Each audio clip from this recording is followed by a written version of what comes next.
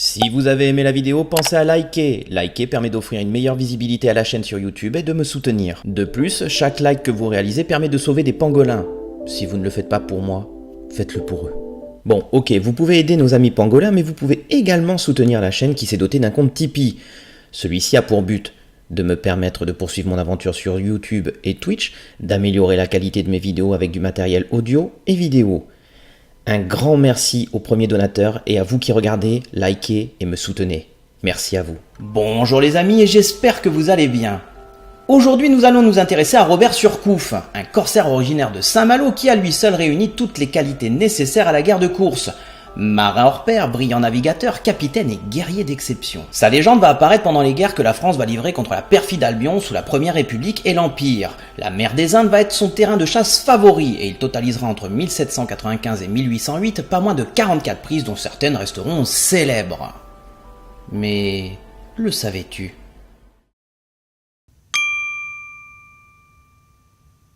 Robert Surcouf voit le jour à Saint-Malo le 12 décembre 1773. Fils de Charles-Ange Surcouf, sieur de Boisgris et de Rose Julienne Truchot de la Chesnée. Il est notamment descendant de deux illustres marins. Du côté de sa mère, on retrouve René du Guay-Trouin, reconnu pour son courage face aux Anglais et aux Hollandais au cours des deux dernières guerres de Louis XIV. On estime à 80 le nombre de combats et d'abordages. Un homme qui marqua profondément l'histoire navale française. Mais également de Pierre Porcon de la Barbinais, surnommé le Régulus Malouin, connu pour avoir combattu en Méditerranée face aux marins du Dey d'Alger. Il fut malheureusement exécuté en 1681. Du côté de papa, la famille est originaire d'Irlande, qui trouva refuge en Bretagne suite aux persécutions anglaises du XVIIe siècle. Il y a donc une véritable haine contre l'Angleterre et j'irai jusqu'à dire que c'est une tradition familiale. C'est vrai, mais on lui prête aussi des origines normandes, dont atteste le nom Surcouf, ouf, provenant de la racine germanique wolf, ainsi que le blason familial portant au chef un léopard normand d'or. Bref, à l'orée de la Révolution, le jeune Robert fait partie d'une famille de notables malouins. D'ailleurs, son père possède une propriété près de Cancale qu'il exploite comme domaine agricole. Il grandit parmi ses deux frères aînés, Charles, né en 1765, et Nicolas Augustin en 1769. Il a également une petite sœur, Rose, et un petit frère, Noël. Robert a du caractère et pose pas mal de problèmes à ses parents, fougueux, querelleur, indiscipliné et têtu. Un breton, quoi. Ses parents vont alors le mettre en pension dans un collège de prêtres à Dinan, espérant ainsi adoucir le caractère de l'enfant et souhaitant qu'il épouse la prêtrise. Mais il n'en est rien, il en fait voir des vertes et des pas mûres. Pour la petite histoire, en plein hiver, il arrive à s'enfuir à travers les routes et les champs sous la neige. Il va parcourir près de 40 km dans la forêt, le noir et les loups. Il va marcher jusqu'à épuisement et sera récupéré inanimé le lendemain matin par un marchand de poissons de Cancale. Une sacrée chance. Chance qu'il ne quittera jamais tout au long de sa vie. Ses parents se résignent à envoyer Robert dans la marine, mais il faut dire aussi que c'est son vœu le plus cher. Ainsi, en 1787, à l'âge de 13 ans, il embarque sur le Héron, un petit caboteur qui commerce jusqu'en Espagne. Engagé comme apprenti navigant à la suite de l'état-major, il découvre sur le tas les métiers d'officier de marine et de négociant. Par la suite, en mars 1789, il prend place sur l'Aurore et va faire route vers l'île de France, qui est l'actuelle île Maurice. Ce premier séjour dans l'océan Indien n'est pas un saut dans l'inconnu, puisqu'il retrouve à bord du bateau et sur l'île des cousins plus ou moins éloignés, des amis et des alliés de la famille. Pendant près de 3 ans, il va enchaîner les engagements sur divers bâtiments de commerce, ce qui va lui permettre de découvrir les Mascareignes, Pondichéry, les côtes de Madagascar et du Mozambique. Mozambique où malheureusement l'Aurore vient à sombrer lors d'une tempête. En janvier 1792, Robert revient en France. Il a appris énormément de choses et s'est même perfectionné. C'est un marin d'excellence. Et il ne faut pas attendre longtemps pour que celui-ci retrouve la mer puisqu'il repart en août de la même année comme lieutenant sur le Navigateur. Dans un premier temps, il n'est pas vraiment dépaysé puisque ce nouveau séjour est similaire au précédent qui est fait de liaisons commerciales dont la fameuse traite négrière. Au début légal puis illégal lorsque le gouvernement révolutionnaire l'interdit à partir d'août-septembre 1794. Mais un élément va apparaître comme une chance pour notre Robert de se distinguer, la déclaration de guerre de la Convention à la Grande-Bretagne et aux Pays-Bas. En effet, et les armateurs locaux vont commencer à armer des navires de course pour arraisonner les bâtiments de commerce anglais, hollandais et portugais qui sont très présents dans les parages. Oui, mais ce n'est pas au goût des autorités qui se montrent particulièrement réticents. La raison ? Ils veulent conserver les meilleurs marins pour assurer la défense des îles de France et de Bourbon. Sur ces entrefaits, en automne 1795, Robert obtient le commandement du navire l'Émilie. Sa mission est simplement d'aller faire le plein de tortues géantes aux Seychelles. À savoir qu'il ne dispose pas de lettres de marque pour pratiquer la guerre de course et donc l'équipage est réduit à sa plus simple expression, une trentaine de marins. Cependant, avant de prendre le cap au nord, notre Malouin fait un détour par l'île Bourbon où il va secrètement renforcer son équipage avec une trentaine de marins supplémentaires. Une fois l'archipel atteint, il va attendre 3 longues semaines les navires britanniques, puis sous le prétexte de leur présence mettre le cap à l'est vers Sumatra, ce qui est en totale contradiction avec les ordres. Et il fait bien. Entre le 18 décembre 1795 et le 29 janvier 1796, il va capturer un total de 6 navires.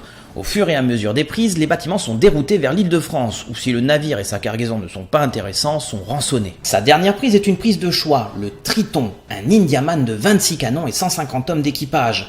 À ce moment-là, Robert ne dispose plus que de 4 canons et d'une vingtaine d'hommes, à savoir que les autres ont été répartis sur les prises précédentes. Notre Malouin pense que la majorité de l'équipage du Triton est constituée de lascars, c'est-à-dire des matelots d'origine indienne qui abandonneront au premier coup de feu. Mais pas de chance, l'équipage est européen, et cerise sur le gâteau, l'Indiaman est plus rapide que le navire de notre corsaire. Clairement, il n'est plus possible de fuir, il décide donc de faire volte-face et de se lancer à l'abordage. À 1 contre 7, et contre toute attente, il arrive à prendre le vaisseau. Le retour à l'île de France est triomphal, mais les autorités ne l'entendent pas ainsi et décident de confisquer toutes les prises au profit de la République, sous le motif qu'ils n'avaient pas l'autorisation pour mener une guerre de course. Et là, c'est la catastrophe, aussi bien pour les armateurs que l'équipage. Les premiers devaient toucher 2 tiers des profits via la mise aux enchères des bâtiments ennemis et les cargaisons.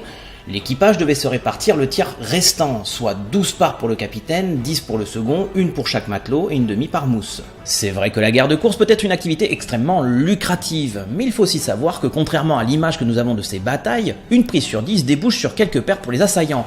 En règle générale, il suffit de quelques coups de semonce pour qu'un navire marchand amène son pavillon et se rende. C'est vrai, mais le plus important c'est de disposer d'un navire rapide pour échapper aux frégates et autres bâtiments de guerre qui sont plus lourdement armés.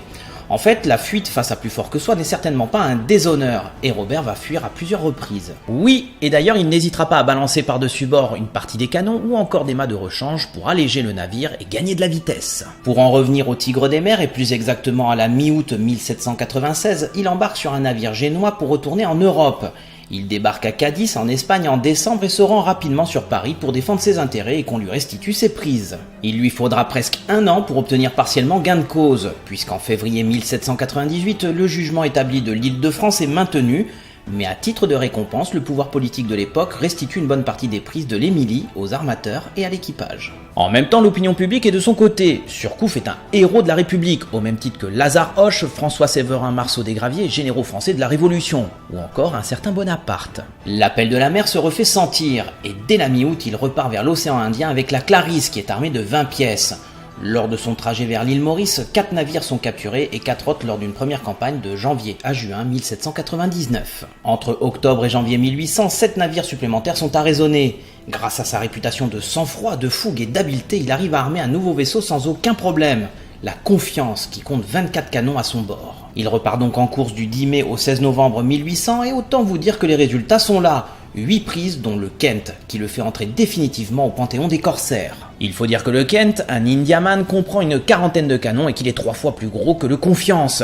Robert se lance à l'assaut avec 160 matelots sans savoir que le navire anglais recueille à son bord plus de 250 soldats, marins et passagers. Oui, mais il faut dire que le Kent se retrouve avec un équipage gonflé à bloc puisque celui-ci, quelques semaines avant, a porté secours à un autre navire britannique incendié non loin des côtes du Brésil. Nous sommes donc quasiment à 1 contre 3. Et pendant près de 2 heures, nous allons assister à une sorte de balai aquatique qui sera ponctué de quelques salves inoffensives du Kent, car la Confiance, beaucoup plus basse sur l'eau, est difficile à atteindre. L'abordage est audacieux, puisque la mitraille lancée permet de balayer le pont anglais.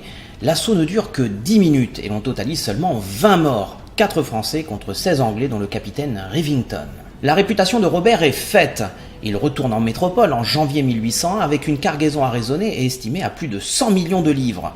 Ce fait d'armes absolument extraordinaire sera connu grâce à Garneret qu'il relate dans son livre « Voyages, aventuriers et combats ». En mai de la même année, il se marie avec la fille d'un armateur, Blaise de Maisonneuve, et en profite pour gérer sa fortune par des achats fonciers et en armant 4 corsaires dont un commandé par l'un de ses frères. À l'été 1803, le corsaire rencontre Bonaparte qui lui propose de rejoindre les rangs de la marine. La proposition comprend le grade de capitaine de vaisseau ainsi que le commandement d'une escadre dans le golfe du Bengale. À la surprise générale, Robert refuse. Le premier consul ne lui en tient pas rigueur puisqu'il reçoit le 14 juin 1804 la Légion d'honneur. Malgré ses succès et sa légende, il ne sera jamais anobli et ne deviendra jamais baron de l'Empire. Même si certains auteurs l'affirment, aucune information n'est indiquée dans aucun registre. En mars 1807, Robert va entreprendre sa dernière campagne dans l'océan Indien à bord du Revenant. Vous en conviendrez, c'est un nom prédestiné. Il sera de retour 2 ans plus tard avec à son actif plus d'une 15aine de prises. En bon négociant, il va investir ses parts dans l'achat de denrées coloniales qu'il va répartir pour plus de sécurité sur plusieurs navires à destination de la France. Par la suite, il les revend au prix fort aux quatre coins de l'Europe. À partir de l'année 1809, notre Malouin arme des corsaires qui vont opérer dans la Manche. Le bilan est très médiocre puisqu'il comptabilise 4 prises pour 6 corsaires perdus sur les 7 qu'il a financés. Même si la paix est revenue, Robert ne chôme pas et ne pense pas une seule seconde à prendre sa retraite. Entre 1814 et 1827, il va armer plus de 116 navires et poursuit ses investissements dans des biens fonciers. Des retours sur investissement moins importants que dans le commerce maritime, mais réguliers et surtout moins risqués. Robert Charles Surcouf décède le 8 juillet 1827 à Saint-Servant à l'âge de 53 ans, probablement d'un cancer à l'estomac. À cette époque, il possède plus de 800 hectares et sa fortune personnelle s'élève à plus de 2 millions de francs. Sachant qu'à l'époque, le franc germinal est gagé sur l'or. Cela représente environ 580 kg de métal pur. Nous sommes loin de l'image d'une tête brûlée prenant des risques totalement inconsidérés. Robert Charles Surcouf n'était pas seulement un corsaire, mais aussi un homme d'affaires avisé qui a su faire fructifier ses gains et diversifier ses sources de revenus. Avant de vous laisser, je vous propose de voter pour le prochain Le Savais-tu ? Vous avez donc le choix entre un autre épisode sur Adolf Hitler et notamment sur la période de la Grande Guerre du Petit Caporal, un événement qui va le métamorphoser à jamais, ou de partir du côté de l'histoire japonaise avec les shoguns de 1192 à 1867, ne sont-ils finalement que les bras armés de l'empereur ? Pour voter, rien de plus facile, le lien est dans l'espace commentaire. C'est là-dessus que je vous abandonne et n'hésitez pas à liker, commenter, vous abonner et surtout gardez à l'esprit que apprendre c'est bien, mais comprendre c'est mieux.